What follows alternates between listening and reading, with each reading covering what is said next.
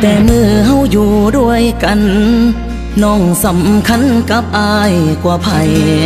สัญญากันไว้พร้อมมือได้เฮาสิจัดงานแต่งอายฮักเจ้าฮักแห้งแพงหลายอายยอมตายแทนได้เดล่ะบ่เชื่อเลยว่าเฮาสิมาฮังกันก่อนแต่งบอกได้บ่เหตุผลของเจ้าหักสองเฮามันยังขาดบ่อนใดที่อยู่กับอายน้องนั้นย่านอายพาไปกินเกลืออยู่กันมาเกือบปีอายบอกเคยขัดใจเจ้าวันอาทิตย์วันเสาร์เจ้าอยากไปใส่อายตามใจทุกเทื่ออายบ่ดีบ่ใดคือจังทำให้กันคักแท้โนหรือเจ้าเลี้ยงบ่พอยังอยากเป็นโสดบ่พร้อมมีคู่กายเจ้าอยู่กับอายใจอยู่กับไผอายยังบ่ฮู้บอกมา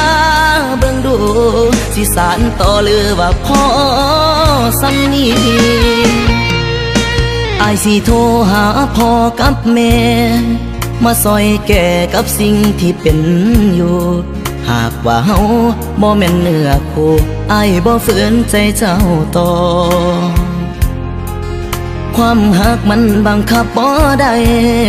เป็นฝืนไปเฮาสิมีสุขบ่หากว่าเจ้ายังลิ้นบ่พอก็เสิร์นลิ้นต่อศาลา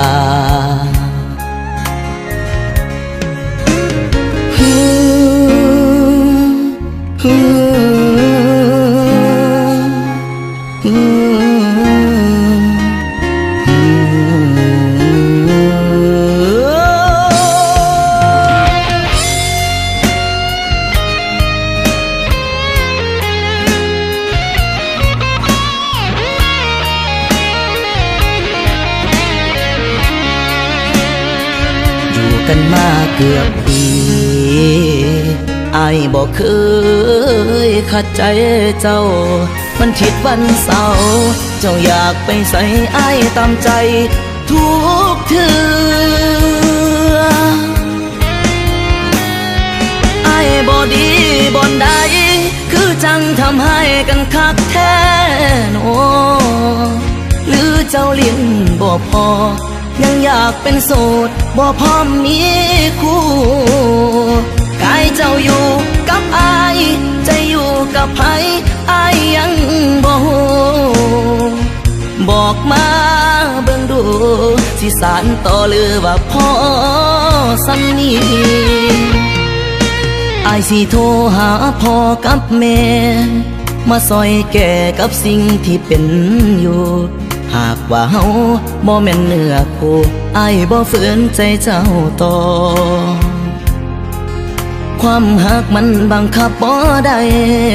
เป็นฝืนไปเฮาสิมีสุขบ่